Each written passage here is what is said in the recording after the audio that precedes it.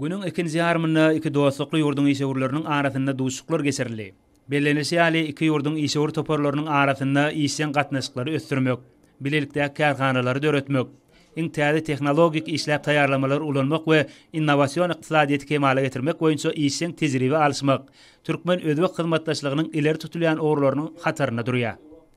Şeýle-de duşukların häzirki wagtda amala aşyrylan giňerimli özgörtmelerin Türkmenistanyň hem de Özbegistanyň baý tebigy serişdeleriniň we bar bolan ägir dolu ykdysady eksport kuwatynyň dürli ulgamlarda netijeli gatnaşyklar potalandyrmak üçin uly mümkinçilikleri açýanlygy bellenildi.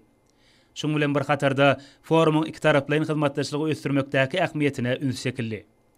Söwda ulgamyna hyzmatdaşlygy ösdürmek, amatly şertleri döretmek we telekeçiligi gollamak atly maslahatda bellenilse ýaly Özbegistan Türkmenistanyň möhüm ykdysady hyzmatdaşydyr.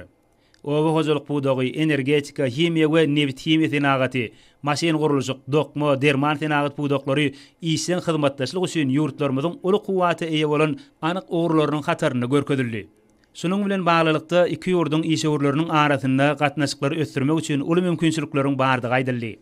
Medeni insanperwer ulgamlarda hyzmatdaşlyk, medeniýet we insanperwerlik ugruna tejribe alşmak, ilim we bilim ulgamyna hyzmatdaşlyk, fiýahatçylyk budagyny ösdürmekdäki mümkinçilikler atly maslahatda bu ulgamlarda özara hyzmatdaşlygyň dürli meseleleri ara alyp maslahatlaşyldy. Soňky ýyllarda täze ösüşe eýe bolan döwletara gatnaşyklarynyň okguny ösdürilmeginiň möhüm şertleriniň biri gadimiýetden bäri türkmen we özbek halklaryny birleşdirýän medeni we ruhy ummatlyklaryň umumlygyna esaslanýan insanperwer ulgamdaky hyzmatdaşlykdyr. Bu ulgamda oňň tejribe toplanyp iki taraplaryň gatnaşyklary barha potalandyrylýar.